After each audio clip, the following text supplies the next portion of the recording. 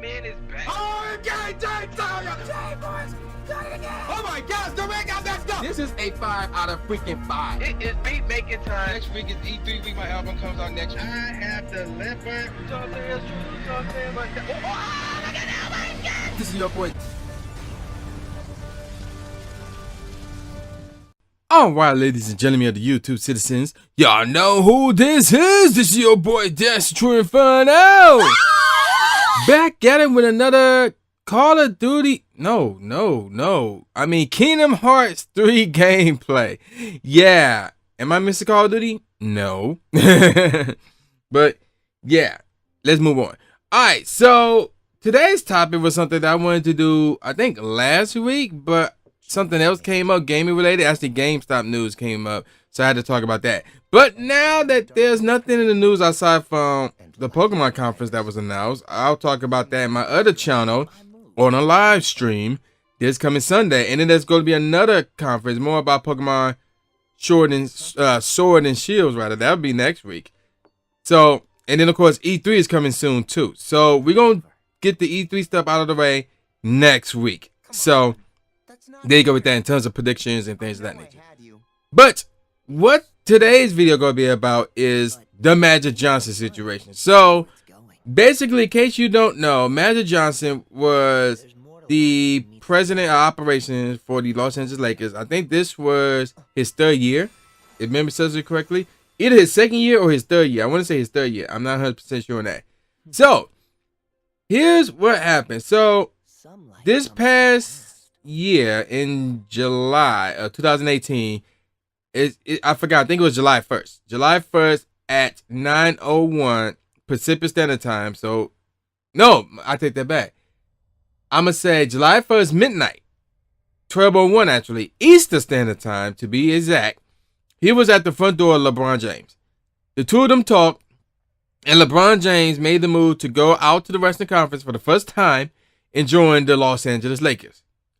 Okay, so everything's good. So the Lakers season's underway. So obviously now we're talking is October and November, things of that nature. So everything going, and all the way up to Christmas Day, the Lakers had the fourth best record in the West. And they were on the road, if memory serves me correctly, playing against the Golden State Warriors that have KD, Steph, Clay, and Draymond and company. And the Lakers were blowing them out out there in the Oracle. And LeBron had an injury in that game. And I believe the Lakers still won that game. But LeBron had an injury that basically changed his season. So he was out, I think, for like 17 games. And then he tried to come back. But he was not healthy, apparently. Now, he was told that, obviously there was rumors that, he should have stayed out for the rest of the year and things like that, blah, blah, blah. But he came back trying to lead the Lakers to a playoff spot. And at the same time, Lonzo Ball went out with an injury as well. And I don't think he came back at all. And what ended up happening was the Lakers was eliminated from playoff contention. And then, I think 3, 4, maybe 5 games after that, they shut LeBron down for the rest of the year. Now, there was a lot of issues going on within the front office, with behind the scenes of the Lakers organization. And one day, right out the blue, Magic Johnson just quit.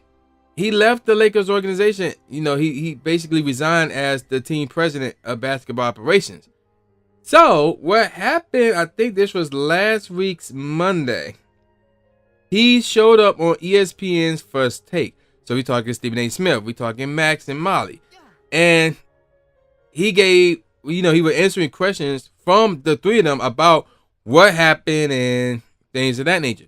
So here's what happened. And everything I'm about to say is according to Magic Johnson, excuse me. Everything that I'm about to say is according to Magic Johnson. So when Magic took the job of president of basketball operations for the Lakers, he told Jeanie, who is the owner of the team, he told her that he got other businesses. And this is true because, he got Starbucks and other things of that nature. And that he makes more money with them than being president of basketball operations for the Lakers. So in other words, with those other businesses, he was racking in more dough than he did being president of basketball operations for the Lakers. So basically what he was saying is because he got other businesses, he would be in and out. He won't be around that much. It would basically be a part-time job. And she said, okay, cool. Well, not a part-time job, part-time hours. And she said, okay, cool. And then he asked her if he had the power to make basketball decisions. And she said yes. okay, so everything was going good the first year. And then at some point what happened was he was hearing rumors that people were saying, oh, Magic isn't working hard enough. Oh, Magic isn't around the offense and things of that nature. And it got to the point where his friends outside of basketball, outside of the league, were telling him this. So there was some truth to that. If his friends outside of basketball, and according to Magic, he got a lot of allies. He got a lot of friends, whether it's in basketball or out of basketball. And they even told him, yo, we've been hearing some stuff about you. And now in terms of who was the cause of all that stuff, Magic said Rob Pelinka. So Rob, for those of you who don't know, Rob Pelinka is the general manager of the team. And he's the agent of one Kobe Bryant. Okay, so along the way, now you got the Bus Brothers who are a part of the team. One of them, I think, is the GM for the Lakers D-League squad. I don't know what the other one does. But, you know, Magic wanted to mature them so they could be the GM of the Lakers and be president of basketball operations, things of that nature. And then the final straw was the issue with their old head coach, Luke. I forgot his last name that quickly. But first name Luke. Luke Wilson, I think. No, he's not Luke Wilson. I forgot what his name is. But his first name Luke. We're going to roll with Luke. So Magic wanted to fire Luke. LeBron wanted to fire Luke. Or wanted Magic to fire Luke. So they both want the same thing. The star player, the leading franchise player for the Lakers, wanted Luke Walton. That's his name. Luke Walton. Luke Walton gone. Magic wanted Luke Walton gone. So they had 3 meetings about it. The first meeting, let's think about it. The second meeting, okay, let's fire him. But then somebody was like, yo, let's have a third meeting. And in the third meeting, it was, no, let's not fire him. Let's work it out. And then you got Tim Harrison, who is president of business for the Lakers. Not basketball operations, but the president of business. He was at the meeting, so, you know, I guess Jeanie let him show up at the meeting, and he was like, no, Luke should stay and things of that nature. And this was because he was friends with Luke Walton, things of that nature.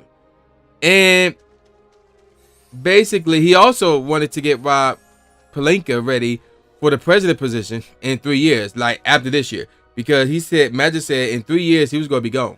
And he told Rob this. So there was too many voices going on here. So you got the Bus Brothers voicing their opinion. You got Rob Pelinka voicing his opinion. You got Tim Harrison voicing his opinion. And Magic was like, but wait a minute. I'm the team president of basketball operations. I make the decisions. That's what I was told. That's what I was promised. But yet you got the Bus Brothers going in their sister's ear. You got Rob Pelinka, who is a good friend of hers because of Kobe, because he's a good friend of her. He's in, Rob is in Jeannie's ear, and Tim is in Jeannie's ear as well. Because basically, Jeannie have an issue of valuing friendship and respect over business, like smart business decisions. Like, so basically, instead of people knowing their role and shut their mouth outside of their area, they want to jump into other departments, or in this case, the basketball operations department, say, yo, don't fire Luke, keep Luke, do this, do that, and things that nature, blah, blah, blah. And again, Magic's like, no, I'm the president of basketball operations. That is my position. I got the power for that. But despite that, everybody was voicing their opinion, and too many voices were at the table. And he can't run a business like that. So Magic was like, you know what? Screw this shit. I'm done.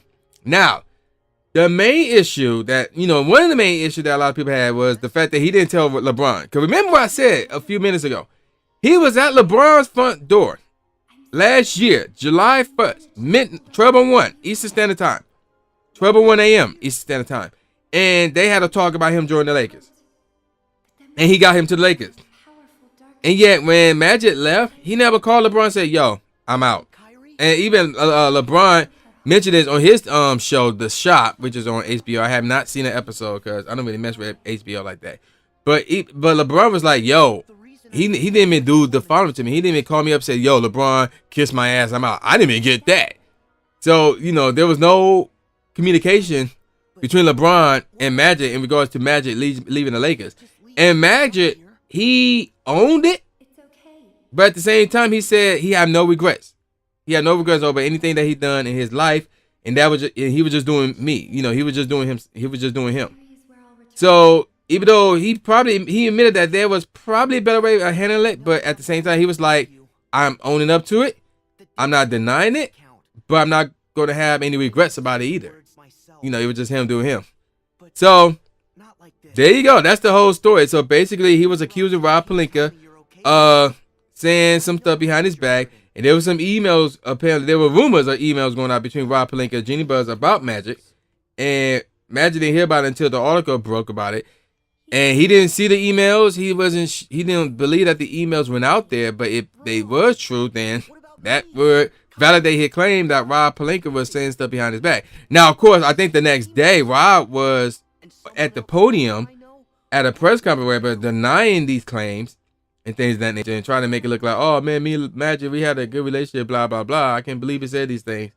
So, there you go with that. So, one of the questions that came up on First Take, I'm not sure if this was the same day or the day after, but the question was, do you give Magic a pass? And it depends on, like, leaving the organization the way he did.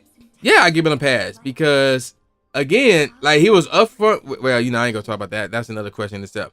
Because you were promised to have sole power over basketball operations, but yet you got this one guy who is on the business operations side. You got another guy who is on the G League side. You got another guy who's just the general manager. You got another guy, I don't even know what his position is. You got all these people coming in and try to basically determine what's best for the basketball operations, where that's Magic Johnson's job. So, yeah, you were promised one thing, but that promise wasn't lived up to over the years. So, yeah, I had no problem with, and then again, things were said behind his back. So, again, I had no problem with him basically saying, yo, I'm out, screw this shit. Now, in terms of him not calling LeBron, I would handle that differently. I would hit LeBron like the night before and say, yo, there's too much shit going on here behind the scenes. I can't deal with this shit no more. I'm out. Like, he should have called him up or show up at his front door like he did last year and told him that. And LeBron may be like, no, or LeBron may try to calm it down or say, oh, okay, I understand. You do you and things like that, blah, blah, blah.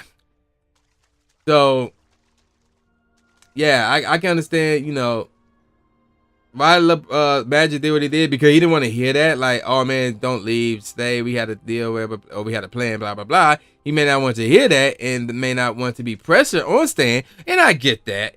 But I still would have told LeBron. I would have told LeBron, like, yo, I can't deal with this shit no more. I'm out. Like, I would have called LeBron and told him that the day before or an hour, 2 hours before that press conference went out. And he basically said, screw this shit, I'm out. But I would have called LeBron and told him that. Now, another question that came up was, or another issue that came up on the show, First Take, was that Magic showed up to be the president of operations, which is basketball operation rather, which is a full-time job, but he showed up and was doing it with part-time hours. Now here's my thing. I'll give him a pass on that too, because here's why. He told Jeanie, according to him again, he told Jeanie up front, like before he took this job, yo, I got other businesses, I'm gonna be in and out. I'm not gonna be in the office like that. And she said, cool. So I'm like, so what's the problem? What's the problem? So, and you got to think about what his role is. And they kind of described that during the interview. So basically, Magic got guys underneath him who is to pay the, pound that payment, get all the information that they could get in regards to the basketball operations, and present it to Magic Johnson and say, okay, here's what we got on this, here's what we got on that. We need you to make a decision on this and this and that. And Magic will look at it, he'll make a decision, and that's it. So, the whole part-time hours with the full-time job thing, like, again, he told him up front, and I'm not an expert. I don't know how this goes, but if that's all he have to do, how hard is it? Like, well, not how hard is it, but how much time do he need to stay in the office? Like, that make no sense. Like, he could get the information through cell phone, through email, and look at it remotely. And then come in the next day and be like, okay, we're doing this, this, and this, and walk out. I don't get, like, Why you have to be in the office the whole time for that? Like, that make no sense to me. Again, you can do all this crap remotely. So the whole, oh, you know, he was doing this with part-time hours crap. I'm like, that's stupid, because if that's all that it takes to do to be president of basketball operations, just gather the info, receive the information from your subordinates and look at it, and then come to a decision about what you want to do. You don't need to be in the office like 40 hours a week for that. Like, that's stupid. So yeah, I'm gonna give him a pass for that. And like I said, he was upfront with her. Like, yo, I got other businesses that, and I make more money with them than I would with this job. So I won't be here like that. I'm going to be in and out. And she said, cool. So there was no problems with that. If she debated him with that and reluctantly went along with it, yeah, I can see there being a problem with that. But apparently she was cool with it. So, I mean, I don't get the issue there. So, yeah, that's my take on the whole Magic Johnson situation. Now, before I end this, where do I see the Lakers going from here? Well, there's two things, because Magic basically put them out on blast. He flat out put them out on blast. So hopefully, because of this, the Lakers organization will get their shit together. Well, hopefully for them, that is. Because me personally, from Detroit, repping the Detroit Pistons, I could care less. But for the Lakers' sake, for that fan base sake, the Lakers organization, you know, the front office and all that stuff, get their shit together and stay in their respective lanes.